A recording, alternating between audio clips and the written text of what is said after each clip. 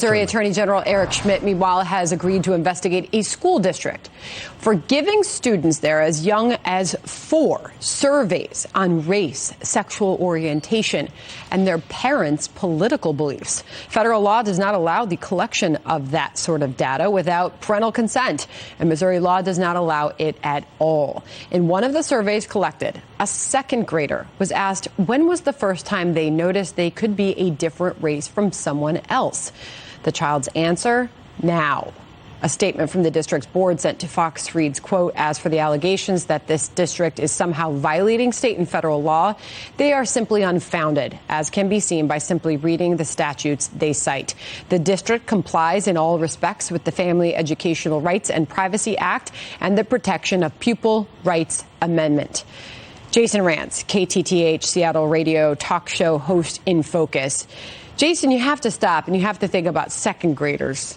You're talking 7, 8 years old, but this is young as 4 years old. So many of them, they're just learning to socialize, and parents want them to learn to be nice to each other and learn in school. And then you learn this is happening. Are you shocked?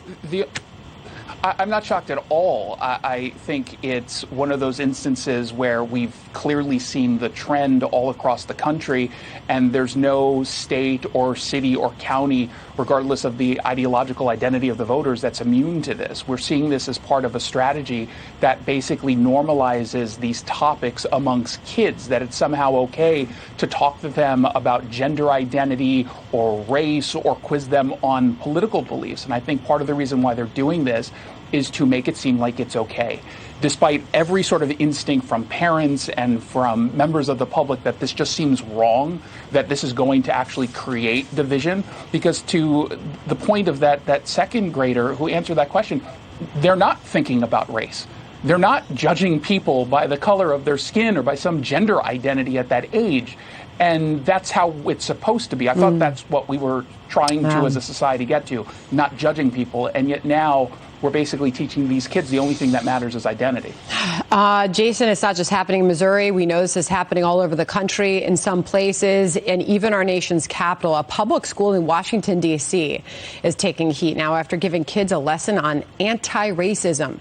Students at Janney Elementary School were given an anti-racism fight club fist book for kids that asked questions such as, where do you see white privilege in your own environment? Where do you see racism in yourself? And who in your family has racist beliefs? Gee, nothing could go wrong there, Jason. Yeah, no kidding. I mean, again, the intent here is to indoctrinate these kids to adopt a very specific worldview. It is much more difficult to convince adults who have, in some cases, decades of life experience to buy into some of the talking points from the left. It's very difficult to do that. But it's very easy to do it with kids, because kids don't know any better. And they're in class, they're captive audiences in front of a person that they trust, their teacher, who's telling them over and over and over again from an early age about white privilege, about pretty much viewing the world through this critical race theory lens, and then, of course, on the gender identity stuff as well. And so if you are getting indoctrinated by that every single day for years and years and years, they are shaping the way these kids are thinking, which means then they go into the real world.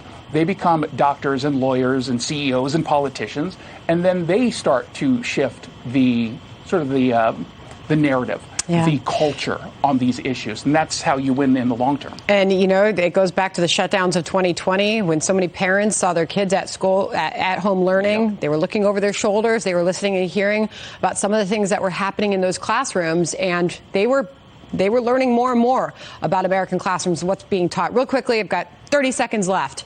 But this is why parental rights is becoming a bigger and bigger message for the Republican Party in the midterm elections. Real quick.